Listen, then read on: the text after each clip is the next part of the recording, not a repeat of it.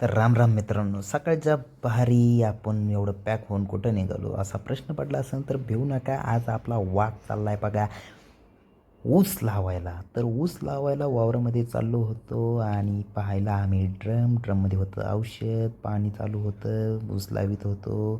असं या ठिकाणी ऊसाचं जे टिपरू आहे ते प्रत्येक सरीमध्ये एक एक फुटावरती टाकायचं. बघा भावांनो, कसं काय आपला हात फुटला आहे. शेतातलं काम म्हणलं की लागालागी होतीच, काही ना काही असतंच भाऊ. तर पोरासोरांना घेतलं, म्हणलं चला स्प्राईट पाजतो, थंड पाजतो आणि मग मी म्हणलं हवा करतो. तर सगळ्यांना आपलं आपलं काम दाखवून पाणी चालू झालं होतं आणि निम्म अर्ध रान भिजलं होतं.